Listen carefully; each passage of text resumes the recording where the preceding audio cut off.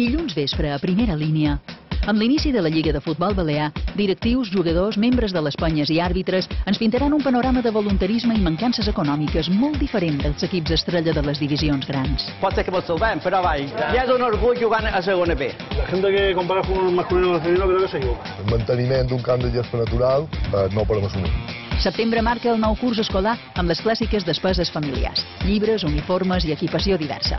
Professors i alumnes ens explicaran com s'organitza la tornada a l'escola.